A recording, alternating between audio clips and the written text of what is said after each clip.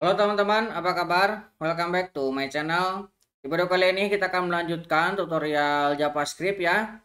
Materi kali ini kita akan membahas terkait dengan kelas expression. Jadi kita akan membahas jauh lebih dalam terkait dengan kelas karena video terkait dengan kelas sudah kita bahas di video sebelumnya ya. Oke teman-teman, silahkan buka text editor favorit teman-teman. Saya menggunakan terminal dan Neovim. Oke, saya akan masuk ke direktur latihan kita. Di sini JavaScript tutorial ya. Kita akan cek untuk, nah kita sudah sampai ke 52. Saya akan membuat direktori 53 kelas expression. Oke, saya akan masuk ke 53. Oke, saya akan clear screen. Dan kita akan buka Neopim-nya. Oke, kita akan buka sidebar-nya. Saya akan membuat file index.html. Oke, saya akan tekan A lagi. Saya akan membuat folder JS script.js. Oke, ini ya. Saya akan buka file index.html-nya.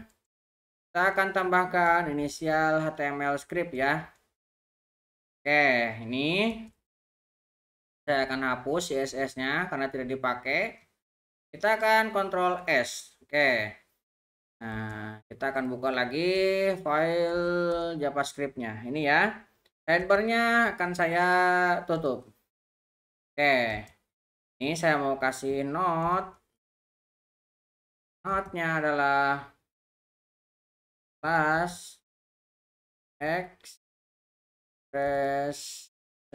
Nah, oke ya. Oke. Class expression. Nah, class expression ini adalah kelas yang digunakan dengan berbagai kondisi ya. Contoh yang pertama, kita akan memasukkan kelas ini ke dalam sebuah fungsi. Nah, contohnya gini ya. Kita buat sebuah fungsi person, objek person ya, person. Nah, person ini akan kita isi dengan kelas. Nah, bisa ya kalau di ya pasti seperti ini. Person isinya adalah sebuah kelas yang isinya adalah constructor. Ini isinya name. Kemudian name ini akan kita ambil this dot name sama dengan name yang dari parameter. Oke, seperti ini. Kemudian kita mau tambahkan metode get name. Nah, get name ini akan mereturnkan return this dot name. Oke, ini ya. Nah, jadi ini person kita isi dengan sebuah kelas.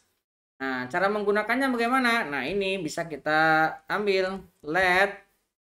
Nah, objek person sama dengan kita akan ngambil dari new person. Nah, seperti ini. Misalkan kita isi dengan pojok kode. Seperti ini ya. Koma. Nah, di sini baru kita coba cek. Console.log. Kita cek ya. Tipe of kita cek yang person. Kita save. Nah, kita coba jalankan web servernya ya. Saya akan tekan Ctrl L. Oke. Ini akan kita klik kanan dan inspect. Kita lihat konsolnya. Lihat, dia adalah function ya, bukan objek. Nah, jadi kita sudah memasukkan ke dalam function. Kita buat menyamping ya. Returnnya adalah function. Nah, sekarang kita coba gunakan person ini. Console.log person.getName. Kita save, kita bisa mendapatkan datanya. Oke ya, itu salah satu contoh untuk kelas. Nah, sekarang bagaimana kalau misalkan kita membuat first class for citizen atau menjadi city pertama ya. Nah, misalkan kita buat function. Functionnya ini misalkan factory. Nah, ini isinya sebuah kelas. Nah, isinya sebuah function ini isinya untuk mengisi kelas. Nah, kita return kan new kelas. Nah, yang kita return kan ini.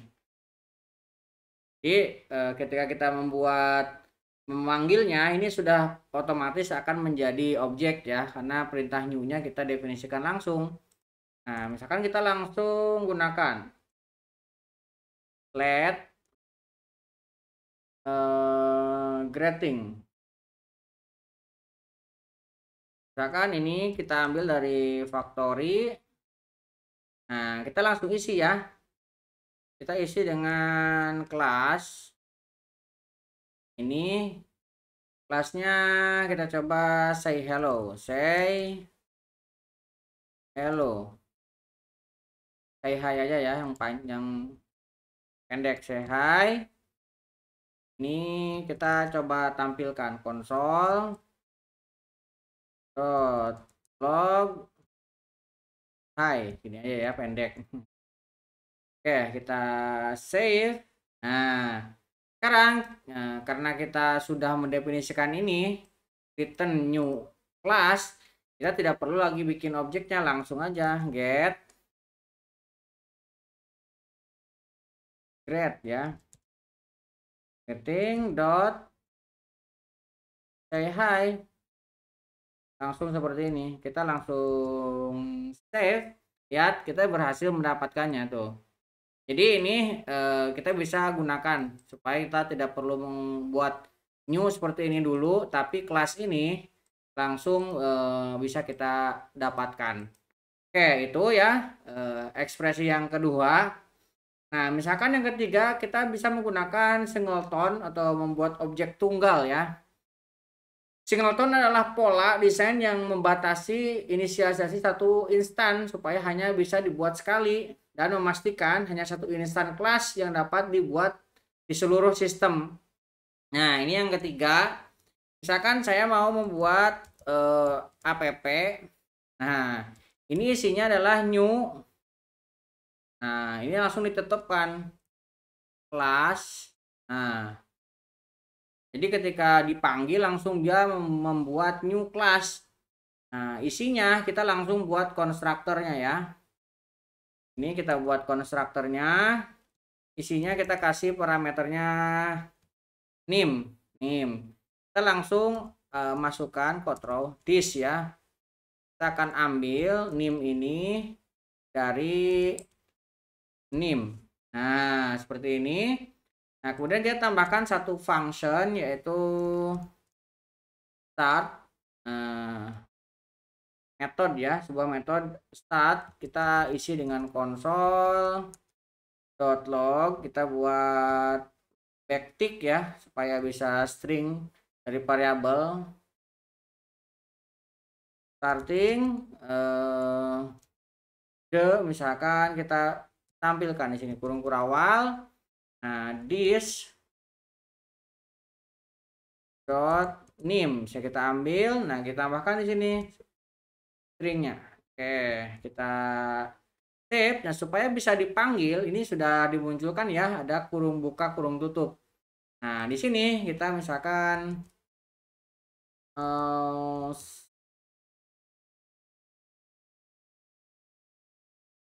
awesome app misalkan gini ya, kita tambahkan. Nah, sekarang kita tinggal panggil app dot start. Nah, ini tinggal kita jalankan. Lihat, kita sudah berhasil juga menjalankannya. Oke, dan ini langsung ya dibuat hanya sekali. Oke, seperti itu ya. Oke, jadi kesimpulannya di tutorial kali ini, ES6 memberikan kita cara alternatif untuk mendefinisikan kelas baru menggunakan ekspresi kelas ini ya yang kita contohkan di awal. Kemudian ekspresi kelas dapat diberi nama atau tanpa nama. Yang tadi yang kedua ya.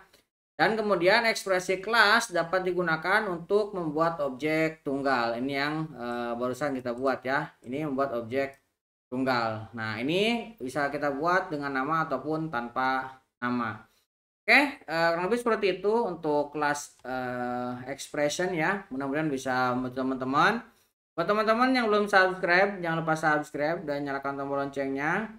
Sampai ketemu di video selanjutnya.